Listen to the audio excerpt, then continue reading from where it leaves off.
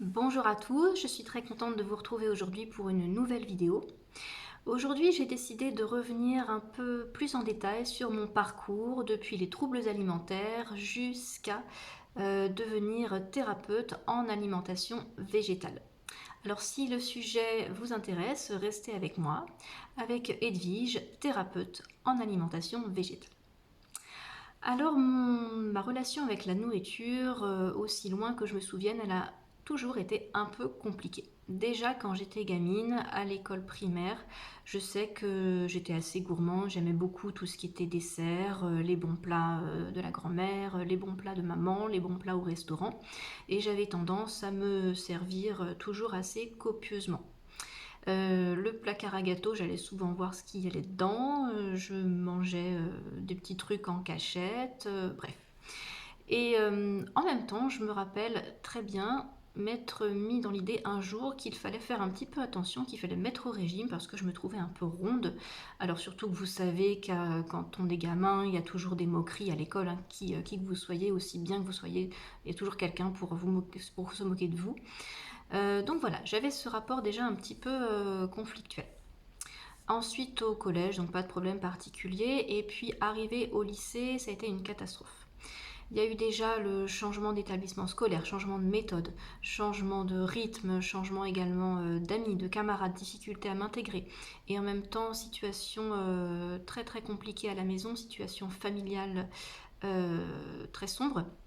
Et tout ceci, ça a été des facteurs déclencheurs qui m'ont fait rentrer vraiment dans les troubles alimentaires. Alors ça s'est manifesté d'abord par une phase d'anorexie. Un jour, je suis montée sur le pèse-personne et j'ai constaté que je faisais 56 kilos bon, par rapport à ma taille, ce qui est tout à fait normal, hein, c'était même très bien. Mais ça m'a paru absolument énorme et je me suis dit non, non, il faut faire 49 kilos. Ne me demandez pas pourquoi 49 kilos, j'avais en tête 49 kilos. Alors j'ai décidé qu'il ne fallait plus manger le soir pour perdre ces kilos, parce que manger le soir c'était pas bien, on m'avait toujours dit qu'il fallait manger léger, sinon on dormait mal, et que les graisses étaient stockées, ça faisait prendre du poids de trop manger le soir. Donc pendant quelques mois, j'ai arrêté de manger le soir. Alors certainement parfois je mangeais un petit peu parce que j'avais super faim, alors j'essayais de manger une pomme, peut-être trois cuillères de pâtes parce que j'avais quand même ma maman derrière qui s'inquiétait, mais j'essayais voilà, de me défiler en disant non non c'est bon ça va, j'ai pas faim. Sauf que si, j'avais faim et ça me perturbait notamment le sommeil, ça me réveillait en pleine nuit. Ça faisait aussi que je prenais mon petit déjeuner le matin, mais je le prenais très tôt parce il fallait démarrer tôt pour ensuite prendre les transports en commun, aller au lycée. Et je me retrouvais déjà vers 9h30, 10h en hypoglycémie, sachant qu'on ne déjeunait pas avant 13h et que bien évidemment, dans tout cet intervalle, je ne prenais aucune collation parce que ça aurait été trop, hein, bien sûr. Alors ça a duré plusieurs mois comme ça, facilement 6 mois. En même temps, évidemment, beaucoup de perte de confiance en moi, de fatigue tout le temps, donc cette hypoglycémie. J'ai également perdu mes règles pendant cette période. Et puis retour de bâton vers la fin de l'année, vers le mois de juin, un jour, j'ai pris un morceau de... Il y avait un cake, un grand cake maison, un morceau de cake au goûter, et puis ça a été deux tranches, et puis ça a dû être finalement la moitié. Et ça a été le début d'une très très longue période de crise de boulimie régulière. Alors crise heureusement non vomitive, mais crises quand même qui m'ont fait reprendre facilement 15 kilos peut-être. 15 kilos et surtout bah, beaucoup de désagréments parce que évidemment être tout le temps chargé, inconfort digestif, après vous n'êtes pas bien le matin, être toujours un petit peu vaseux, et puis bah, j'étais pas bien évidemment par rapport aux autres personnes, toujours à se sentir bizarre. On vous dit eh ben, tu peux pas manger juste un petit peu, tu peux pas prendre juste un carré de chocolat, bah non en fait c'est bien là le problème, si j'arrivais à manger que un carré de chocolat j'en serais pas là.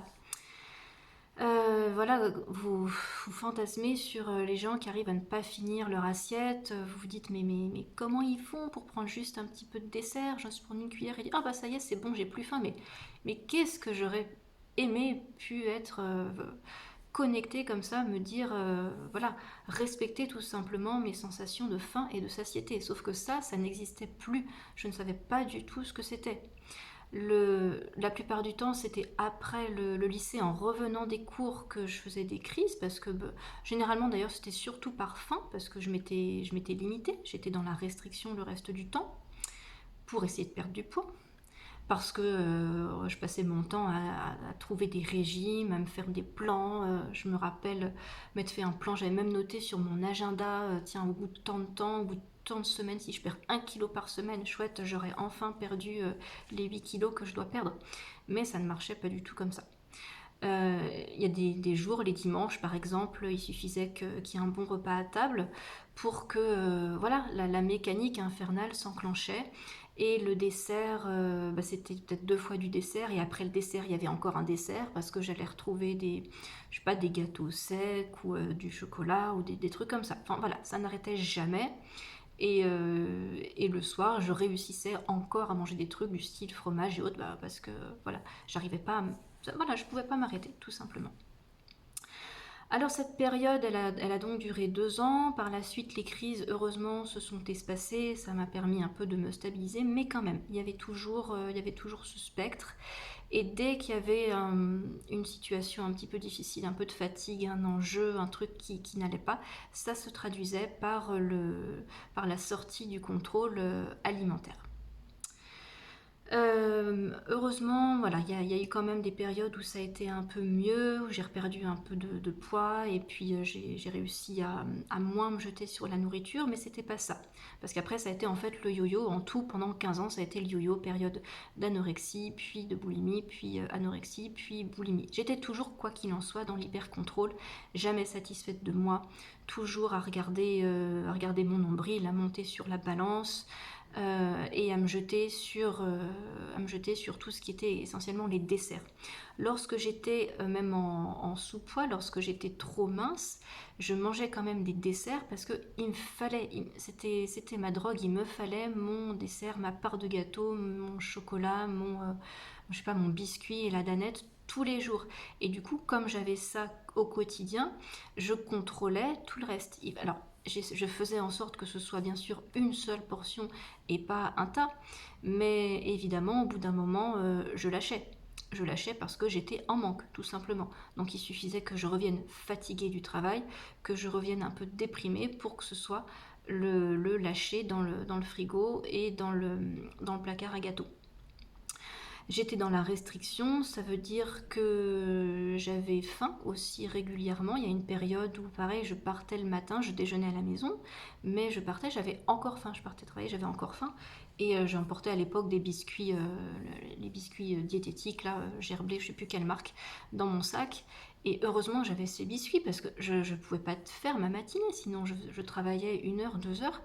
Et mais j'avais faim, j'avais vraiment faim.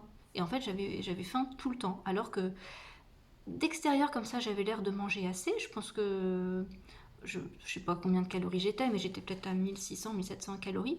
Mais tout simplement, j'avais besoin de beaucoup plus, et je niais complètement ces besoins. Et surtout, je ne savais pas ce qu'il fallait manger pour satisfaire ces besoins. Je faisais attention, bien évidemment, à tout ce qui était sucre. Alors, voilà, le sucre des desserts, c'était l'exception. Mais sinon, les féculents, j'en mangeais un petit peu, hein, les céréales, le pain, les pommes de terre. Attention, il y en avait, mais il fallait surtout pas dépasser la dose indiquée. Pareil pour les graisses et tout ça. Donc, c'était une période, de toute façon, d'hyper-contrôle. Alors, en parallèle de ça, j'ai eu développement de psoriasis sur le coude et les genoux à la fin de l'adolescence, et ensuite dans la vingtaine. Des problèmes de gencives aussi, gencives sensibles, gencives qui se rétractent, gencives qui saignent, pareil, hein, fin de l'adolescence. Des moments bien sûr de fatigue, des moments de dépression, de perte complète d'estime de moi, perte de confiance en soi, l'impression d'être seule, enfin vraiment, voilà, rien n'allait, alors que d'extérieur, enfin, il y avait tout pour que ça fonctionne très bien.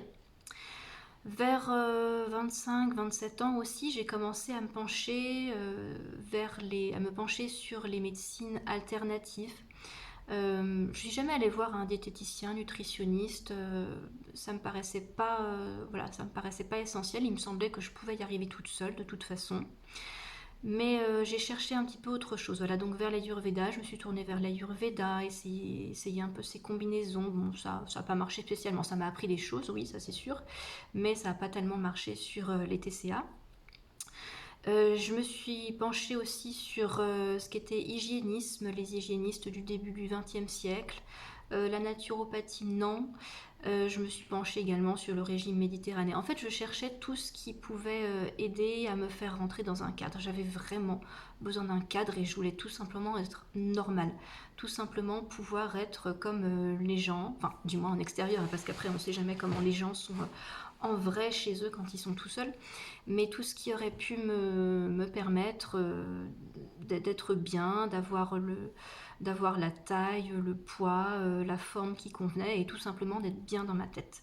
Donc c'est vrai que ces médecines alternatives, elles avaient l'avantage de proposer à la fois une approche physiologique, une approche physique et aussi toujours une approche spirituelle ou moins émotionnelle. Donc ça c'est ce qui me plaisait dans ce truc-là. Alors, heureusement, vers la trentaine, il y a eu un grand changement dans ma vie, ce qui fait que j'ai déménagé, j'ai changé de milieu professionnel, j'ai eu mon premier enfant.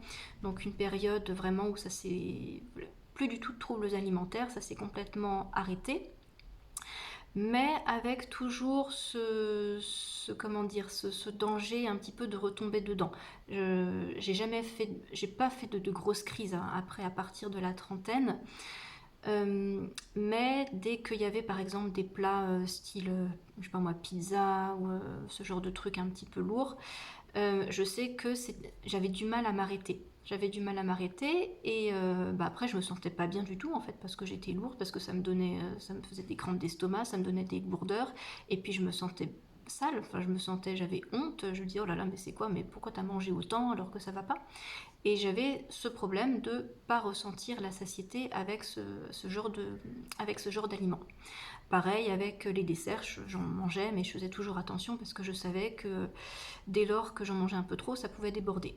Et voilà, donc globalement ça allait, mais il y avait toujours ce risque de retomber dedans avec les aliments gras, salés, sucrés. Donc toujours pendant cette période psoriasis, les gencives, ça bougeait pas. J'ai toujours été aussi très sensible comment dire, pardon, la zone ORL avec des rhinites, des laryngites, rhinopharyngites systématiquement au printemps. Ça alors à partir du mois d'avril, ça je perdais ma voix à chaque mois d'avril, ça c'est sûr. Et puis évidemment pendant l'hiver il y avait bien des moments avec des problèmes, des infections aussi de ce type. Alors, on en arrive à ma deuxième grossesse. Donc, lorsque je me suis retrouvée enceinte pour la deuxième fois, ça a commencé à me travailler davantage. J'en avais marre de ces problèmes de peau, ça commençait à me turlupiner. C'était plus les troubles alimentaires, hein, parce que comme je vous ai expliqué, je gérais beaucoup mieux et j'avais plus ces grosses crises de boulimie. Mais la peau, là, cet aspect ces plaques là sur les genoux, sur les coudes, je me disais mais c'est pas possible, il y a bien un truc. Et j'étais bien allée voir quelquefois des dermatos qui donnent des crèmes, mais ça me plaisait pas. Je me disais pourquoi aller mettre quelque chose à l'extérieur pour quelque chose qui vient de l'intérieur. Il y a un truc qui coince, donc il y a forcément une solution à l'intérieur. Alors j'ai commencé à creuser un petit peu, aussi à parcourir des articles sur l'alimentation sans gluten, sans laitage. Ça a commencé à faire sens, j'ai fait mes petites recherches. En parallèle, je suis tombée un jour complètement par hasard sur un article qui parlait de l'alimentation crue et qui présentait le travail d'Irène Grosjean. Et là, bizarrement, ça a résonné. Ça a résonné alors que quelques années auparavant, je pense que ça m'aurait paru complètement incongru. Et là, je suis allée voir et je me suis dit, mais c'est vrai que ça paraît tout à fait logique. Pourquoi aller chercher une alimentation transformée, une alimentation cuite, une alimentation très carnée, alors que, a priori, la nature nous donne tout ce qu'il faut. Donc, c'est certain que les aliments simples devraient nous apporter tout ce qu'il faut et devraient nous mettre vers la voie de la pleine santé. Alors j'ai commencé à intégrer beaucoup plus de crus, à essayer un peu les déjeuners crus, les petits déjeuners à base de fruits. J'ai fait mes petites expériences toute seule.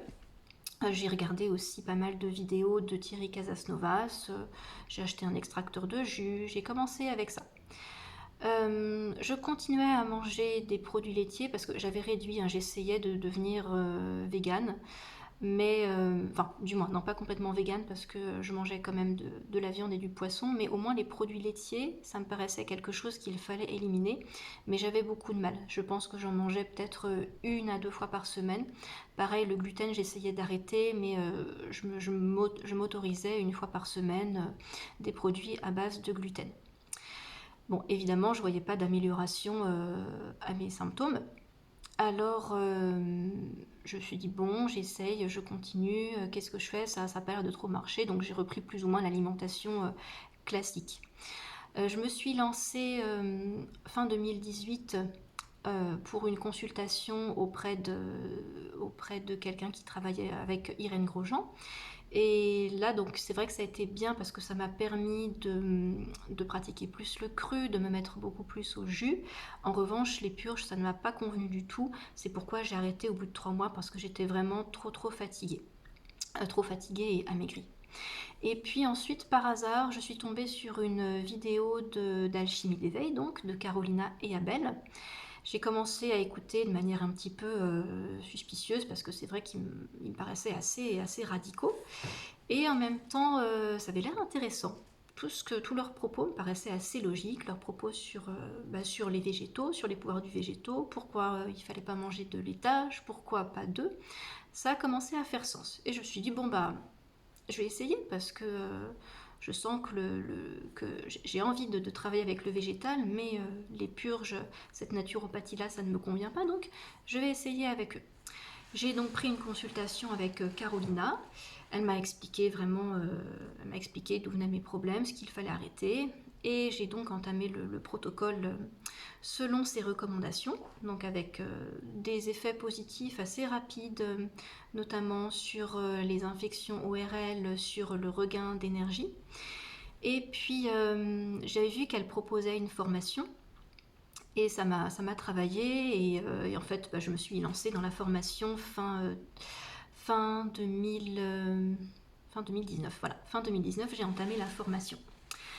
Et bien sûr, ça a été mon truc, je me suis vraiment engagée complètement dedans. C'était un bonheur pour moi de faire cette formation, de découvrir tout le pouvoir de l'alimentation naturelle, des plantes, des fruits, des légumes, de voir que cette alimentation, elle nous convenait tout à fait, qu'on pouvait travailler, qu'on pouvait guérir avec des aliments simples, sains.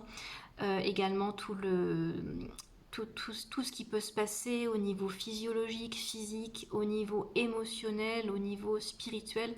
C'est vraiment quelque chose d'incroyable et que je vous souhaite de suivre si vous sentez que ça vous attire. Alors c'est pour ça qu'à mon tour j'ai décidé de devenir thérapeute, d'aider les gens, de les guider dans leur choix. Alors, je ne suis pas du tout professionnelle de santé, hein, je tiens à le préciser, je n'ai pas de formation dans le milieu médical, je ne suis pas non plus scientifique. Donc je sais, voilà, ma base c'est la formation de Carolina et Abel, plus des lectures et bien sûr et des documentations en complément, en parallèle. Mais je sais quels sont les aliments qui vous font du bien et je sais comment vous aider à changer d'alimentation, quels aliments introduire dans votre alimentation pour faire en sorte de vous libérer de vos symptômes, pour retrouver un corps sain et surtout un esprit sain, pour que vous soyez enfin bien dans votre corps, que vous puissiez vous réconcilier avec la nourriture et que vous la voyez comme quelque chose qui vous apporte de l'énergie, mais aussi de la joie et du bonheur. À l'heure actuelle, je peux dire que les troubles alimentaires, c'est un souvenir lointain et enfoui dans ma mémoire. Vraiment, plus aucun souci de troubles alimentaires. Les troubles, les infections du printemps, les infections, le nez bouché, tout ça, ça aussi c'est définitivement fini. Tout ce qui est fatigue, dépression, ça aussi c'est terminé. Il m'arrive bien évidemment parfois d'avoir des idées noires, hein. Enfin, non pardon, pas des idées noires, mais voilà, d'avoir un peu le moral dans les chaussettes. Mais c'est facilement gérable. En fait, ça dure pas longtemps. Voilà, ça va être peut-être une demi-journée. Il y a eu des contrariétés. Voilà, on est un petit peu renfermé, ça c'est comme tout le monde, mais ça passe très vite, ça ne se finit plus en crise de larmes, je finis plus en me disant mon Dieu ça va pas, mais qu'est-ce qui va pas avec moi, mais pourquoi ça tourne par rond, etc. etc. Non, et d'ailleurs ces moments-là ils sont de plus en plus fugaces et à vrai dire aujourd'hui c'est vraiment très très rare. Donc vraiment se reconnecter à cette joie, à cette énergie, c'est quelque chose, c'est vraiment extraordinaire. J'ai beaucoup amélioré aussi ma peau, c'est beaucoup amélioré. Alors le psoriasis, j'en ai encore un petit peu, j'en ai encore des traces, mais vraiment par rapport à il y a 2 ans, c'est le jour et la nuit. Les problèmes de gencives aussi, c'est pas encore complètement réglé, ça prend beaucoup de temps, mais ça va beaucoup mieux également. Au niveau de l'énergie aussi, avant j'avais tout le temps besoin de dormir dans la journée et ça, à moins que ma nuit ait été mauvaise, ça se produit très très rarement. Le sommeil globalement est de qualité, donc vraiment que du bonheur, que du positif. Donc c'est pourquoi vraiment n'hésitez pas. Maintenant je suis thérapeute, donc je peux vous aider. J'accompagne les gens pendant un programme de 10 semaines, c'est-à-dire que je suis à vos côtés pendant 10 semaines pour vous aider à changer d'alimentation, faire les petits réglages qui s'imposent afin de vous libérer de vos symptômes. Je suis également sur Instagram, donc vous pouvez suivre mon compte. J'espère que cette vidéo vous a plu, vous intéresse. N'hésitez pas à liker, à partager, à laisser vos commentaires et vos questions. Vous pouvez bien évidemment vous abonner à ma chaîne YouTube.